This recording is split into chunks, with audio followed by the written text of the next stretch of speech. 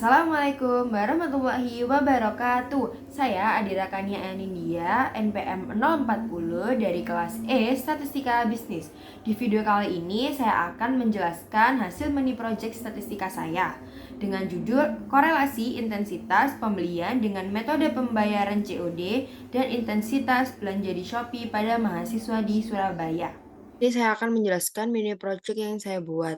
Untuk mini project sendiri memiliki judul Korelasi Intensitas Pembelian dengan Metode Pembayaran COD dan Intensitas Belanja di Shopee pada mahasiswa di Surabaya. Untuk yang selanjutnya yaitu analisis hipotesis. Penelitian ini akan menggunakan analisis korelasi dengan hipotesis sebagai berikut. H0, tidak ada korelasi antara intensitas pembelian di Shopee dan intensitas pembelian di Shopee menggunakan pembayaran COD. H1, ada korelasi antara intensitas pembelian di Shopee dan intensitas pembelian di Shopee menggunakan pembayaran COD. Untuk teknik pengambilan data yang saya ambil, menggunakan teknik pengumpulan data primer, kuesioner melalui Keyform dengan kriteria responden seluruh mahasiswa di Kota Surabaya. Berikut pertanyaan yang saya ajukan pada kuesioner yang saya buat. Yang pertama, berapa kali dalam satu bulan Anda berbelanja di Shopee dengan metode pembayaran cash on delivery dengan skala Likert 1 sampai 5. Yang kedua yaitu berapa kali dalam satu bulan Anda berbelanja di Shopee dengan skala Likert 1 sampai 5. Untuk data mentah yang saya dapatkan seperti berikut. Ini X dan sebelah sini Y. Lalu untuk selanjutnya yaitu hasil pengolahan data. Untuk hasil pengolahan data sendiri, saya menggunakan metode manual seperti berikut. X, Y dimasukkan ke dalam sini, lalu kita hitung X dikali Y di kolom berikut ini, lalu selanjutnya X kuadrat, dan setelah itu Y kuadrat.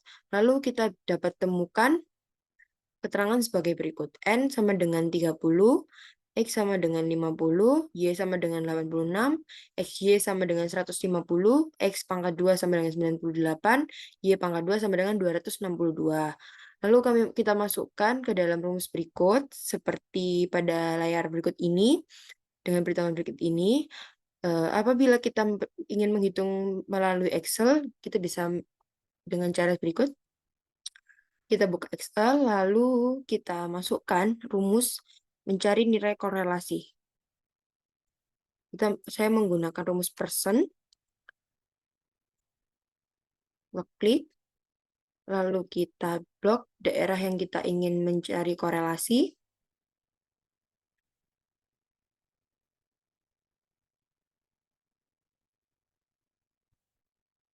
Lalu kita blok bagian Y-nya.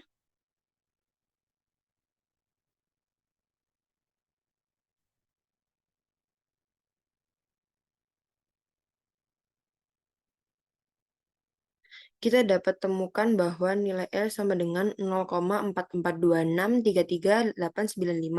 Dapat kita bulatkan sebagai berikut 0,4426. Untuk koefisien determinasi, kita dapat menggunakan rumus sebagai berikut.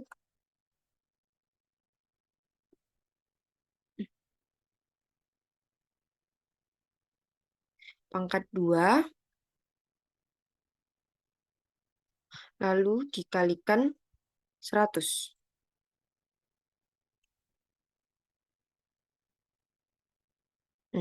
Kita dapat hasil 19,589476 dapat kita bulatkan sebagai berikut. Seperti ini. 19,58 apabila kita menghitung secara manual, hasilnya sama seperti kita menghitung di Excel. Artinya, variabel Y dipengaruhi oleh variabel X sebesar 19,58%. Nah, selanjutnya yaitu untuk uji justifikasi dapat kita lihat bahwa perumusan hipotesis sebagai berikut. Untuk taraf nyata sebagai berikut. Taraf nyata A per 2 sama dengan 0,05 per 2 sama dengan 0,025. Untuk T tabel, karena saya menggunakan N30, maka 30 min 2 sama dengan 28, yaitu 1,7011. Untuk nilai T hitung, berikut ini kita masukkan rumus akar pangkat 1 min R pangkat 2 per N min 2. Lalu kita masukkan sesuai hasil yang sudah kita hitung tadi. 1 min R, R-nya adalah 0,4426 per total sampel 30 min 2.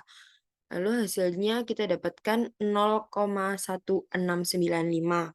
Untuk statnya dengan rumus sebagai berikut. R min 0 per S, kita masukkan lagi sesuai hasil yang kita dapatkan tadi, 0,4426 min 0 per 0,1695. Dan kita dapatkan hasil sebagai berikut, 2,612 untuk nilai T hitungnya. Untuk selanjutnya daerah keputusan bisa kita lihat sebagai berikut. Hasil interpretasi data, dari data di atas dapat disimpulkan bahwa R hitung 0,4426 kurang dari R tabel 2,612. P-value 0,01431 kurang dari 0,05. Yang kedua yaitu uji asumsi. Yang pertama, tes power rendah pada 0,3712 H0 ditolak, sehingga disarankan untuk meningkatkan daya uji seperti menggunakan sampel yang besar atau meningkatkan signifikasi. Yang kedua yaitu terdapat outlier berdasarkan metode Turkey-Vance, K sama dengan 1,5. X mengandung satu outlier potensial yaitu 3,33% dari pengamatan, Y berisi satu outlier potensial yaitu 3,33% dari observasi. Per outlier mengandung satu outlier potensial yaitu 3,33% dari observasi, residual tidak mengikuti distribusian normal. Untuk kesimpulan, karena T hitung lebih besar dari T tabel atau 2,259 lebih besar dari 1,7011, maka H0 ditolak. Artinya terdapat hubungan antara pembelanjaan dengan metode pembayaran COD dan intensitas belanja di Shopee.